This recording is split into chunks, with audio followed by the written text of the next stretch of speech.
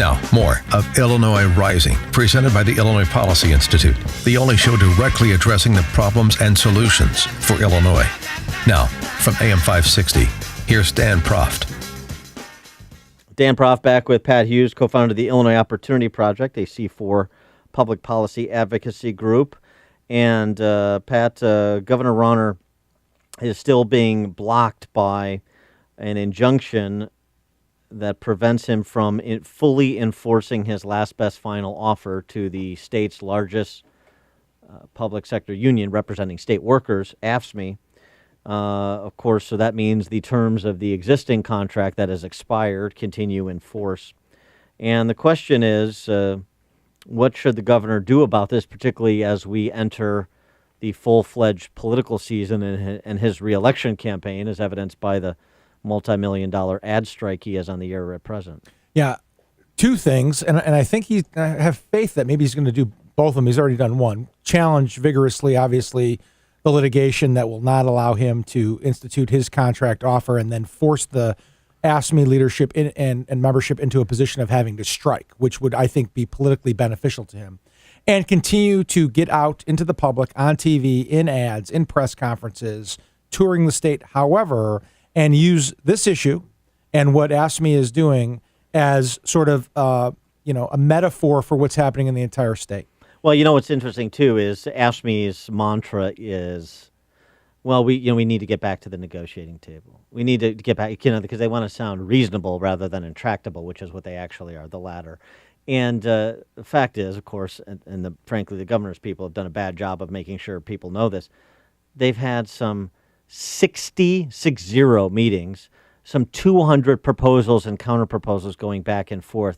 The idea that it's just a little bit more time at the table for AFSCME and its negotiating team to posture and pander to the element of AFSCME members that are completely unreasonable, that have gotten used to a blank check from previous governors and want to continue that blank check, despite the fact that 20 different collective bargaining units represented by other public sector unions have negotiated a deal with Governor Rauner showing he's been fairly reasonable, and they've been fairly reasonable because they've taken a wage freeze, understanding where the state's finances are. AFSCME still wanting effectively that blank check, the way things have always been, the step increases on salary, the below anything resembling market contributions for health insurance, in addition to the gold-plated pension that state workers receive, at least relative to the contributions they put in these defined benefit plans they enjoy. This, to me, Dan, is the second best political issue for the governor or for state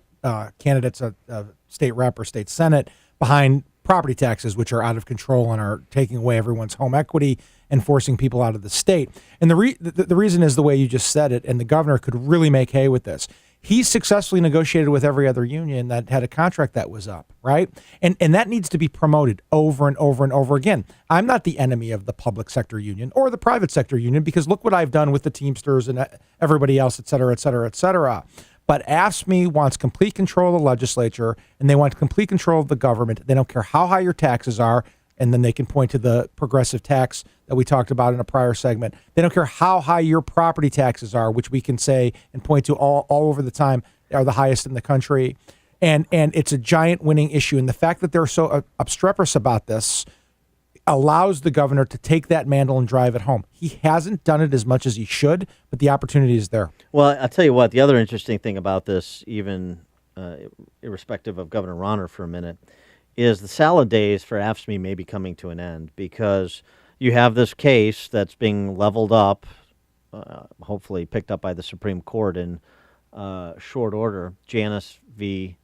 AFSCME. Correct. And this is the fair share case that was passed, the opportunity to essentially completely recast the future of public sector government unions in this country was derailed by Antonin Scalia's death. Correct. So that was the Fredericks case out of California. The Janus case is essentially what turns out to be a companion case. And the fair share, how important is the fair share issue in terms of revenue stream for AFSCME? Well, according to their spending report filed at the end of March, the representational activities they've engaged in, which means even fair share payers had to pay for them.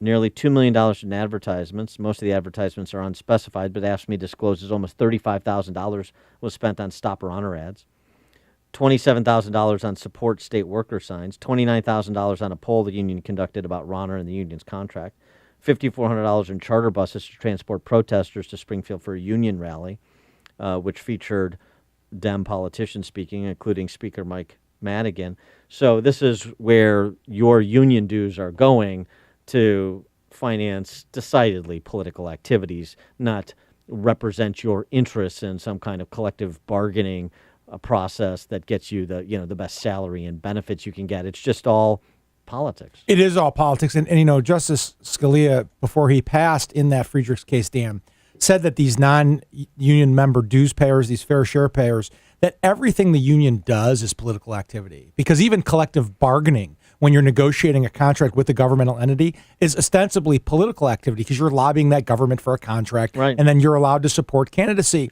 So with Gorsuch's appointment to the Supreme Court, with our lawsuit and Janice's Liberty Justice Center, which I'm president, case, we're going to file that petition for cert and get it to the Supreme Court. And it was already 4-4. It was going to be 5-4 with Scalia. And I think that Gorsuch will go our way.